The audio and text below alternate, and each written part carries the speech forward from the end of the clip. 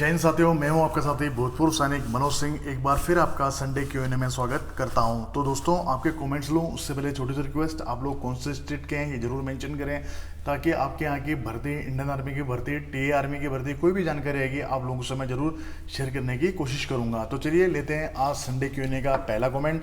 और पहला कॉमेंट है, ये बोलते हैं Manjeet Chauhan ji, sir 1 vacancy 1000 application, government is under pressure to make permanent, logic क्या है। मेरे भाई को मैं बताना चाहता हूँ कि देखिए, एक पोस्ट के पीछे 1000 एप्लीकेशन, ये फौज में नहीं, आप किसी भी संस्था में जाएं वहाँ आपको पक्का मिलेगी।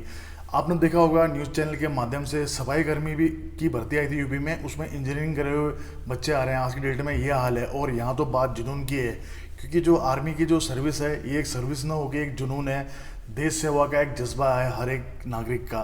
तो इसकी बात कुछ अलग हो जाती है। और रहें एप्लीकेशन की, एप्लीकेशन इसमें भी बहुत आते हैं, लाखों में आते हैं, हमने देख ही लिया होगा। लेकिन जो क्राइटेरिया होता है वो आपने देख लिया होगा। पहले हमारा फिजिकल होता था, लेकिन अब हमारा पहले रिटर्न एग्जाम होता है, उसमें से छटके बंदे आते हैं, फिर उनका फिजिकल होता है, फिजिकल से छटके बंदे आते हैं, फिर होता है उनका मेडिकल। ओवरऑल मेरिट के बाद ही आप इंडियन आर्मी में जाते हो। जबकि सिविल में आपका बहुत सारे एग्जाम में केवल रिटर्न एग्जाम दो और आपकी ज्वाइनिंग हो जाती है। तो आर्मी में तो ये रहेगा कि एप्लीकेशन ज़्यादा है, क्योंकि लोगों का फौज के प्रति प्रेम ज़्यादा है। अब वो रहती है कि हाँ, उतनी एप्लीकेशन के पीछे होते कम है, वैकेंसी कम होती है। ये चीज़ तो मैं आपकी मानता हूँ, लेकिन मुझे समझ में नहीं आया कि आप क्या कहना चाहते हैं। प्लीज़ एक बार अपने कमेंट, इस वीडियो के नीचे कमेंट जरूर करें, ताकि आपका कोई डाउट हो तो मैं उसको क्लियर करने की कोशिश कर सकूँ।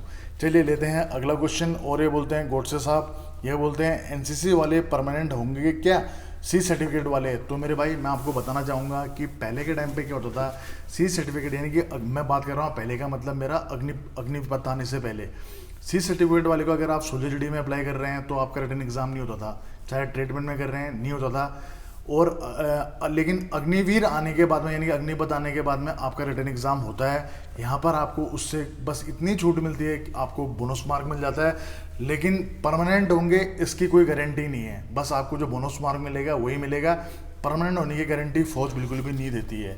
तो चलिए लेते हैं अगला क्वेश्चन। और ये बोलते हैं यूज़र JB4, ये बोलते हैं साहब जी, अग्निवीर GD से भर्ती होने वाले कोर में जा सकते हैं, और हाँ तो कैसे, ये बताओ। मेरे भाई को मैं बताना चाहता हूँ कि अगर आप अग्निपथ के थ्रू सोल्जर GD में जा रहे हैं तो आप कोर में भी जा सकते हैं। क्योंकि कोर में जैसे क्या होता है कि आपने देखा होगा, जैसे बात करूँ AC की, ठीक है, AC में जो ड्राइवर्स होते हैं वो आते हैं सोल्जर GD में।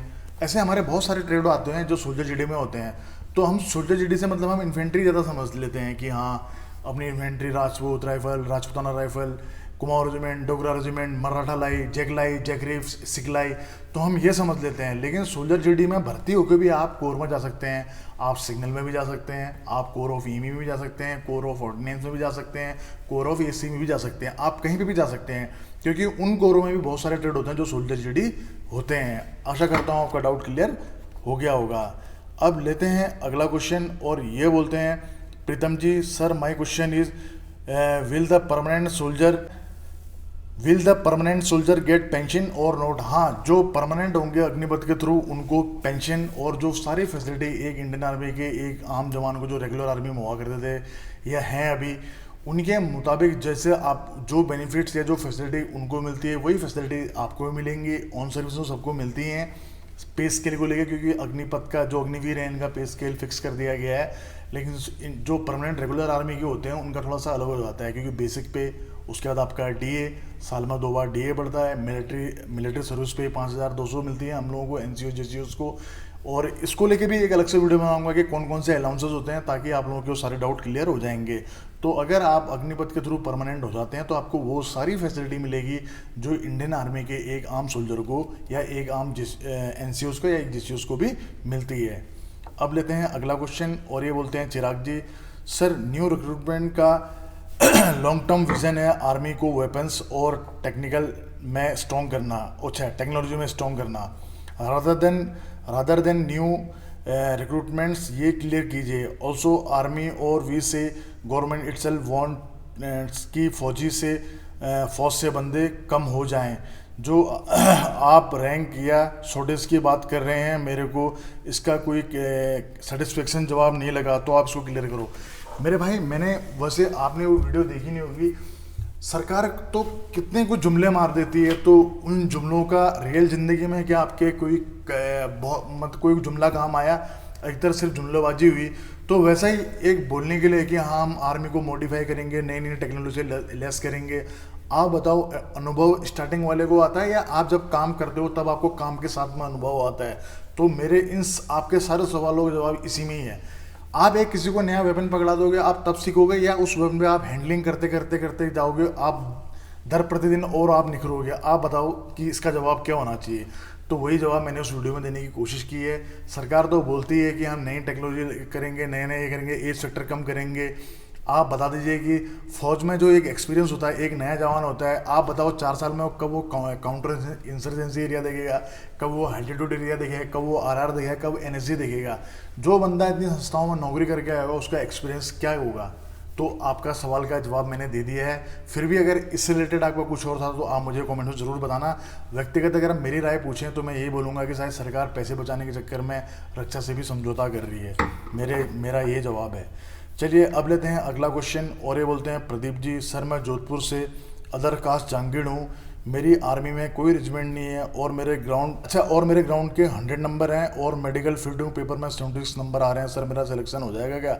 अगर ग्राउंड में आपके 100 नंबर है और पेपर में आपके 76 नंबर आ रहे हैं तो मुझे तो लगता है कि हो जाना चाहिए। बाकी सियोरिटी मैं नहीं बोल सकता हूँ, लेकिन आपके नंबर देख के लग रहा है कि हो जाना चाहिए।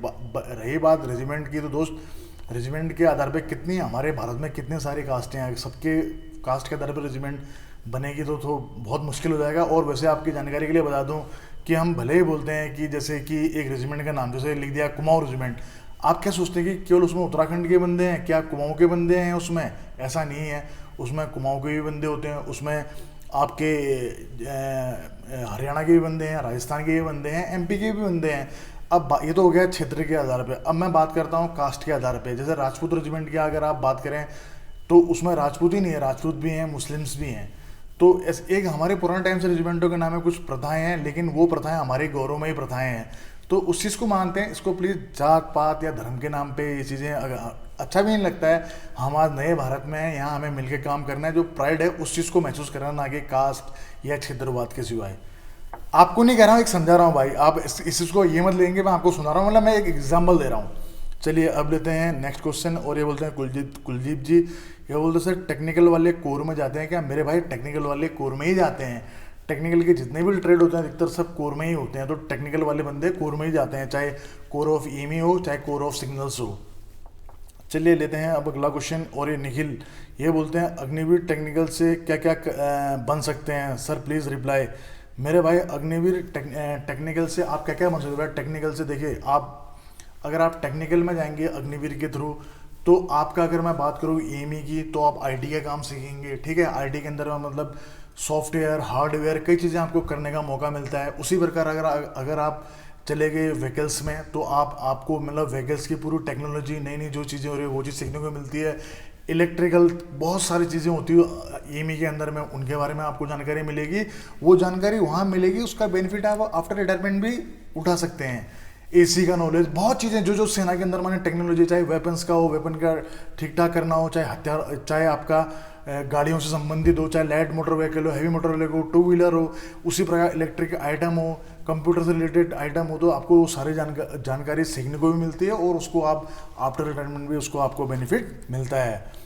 चलिए लेते हैं अब अगला क्वेश्चन, और ये बोलते हैं सौरभ, ये बोलते हैं जय हिंद सर, जय हिंद।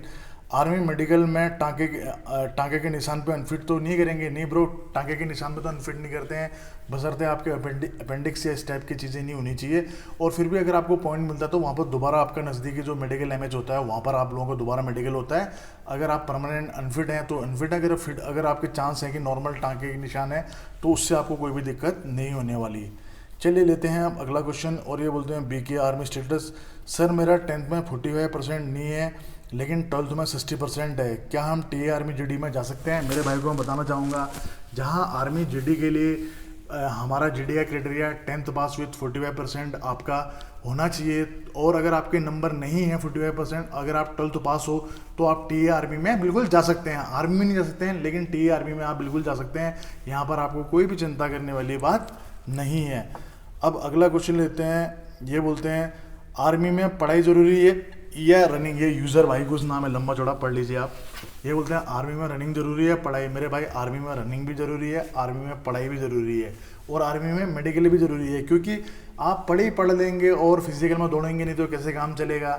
आप पढ़ लेंगे, दौड़ लेंगे, मेडिकल फिट नहीं है तो कैसे काम चलेगा। तो तीनों चीज़ों में आप बिल्कुल फिट होने चाहिए, तब जाके आप इंडियन आर्मी में एक सोल्जर्स बन सकते हैं या एक अधिकारी बन सकते हैं। तो फ्रेंड्स, ये था संडे क्यों ने आपके कमेंट थोड़ा सा जल्दी कर दिया, क्योंकि कहीं भगवान भोलेनाथ की यात्रा पे जा रहा हूँ मैं, भीमा शंकर और त्र्यंबकेश्वर। आशा करता हूँ, महादेव से प्रार्थना करता हूँ कि आप लोगों के लिए भी खुशियाँ लेके आए, आप लोगों को भी हमेशा खुश रखे। अगर यहाँ तक वीडियो देख लिया और कैसा लगा ये जरूर बताना।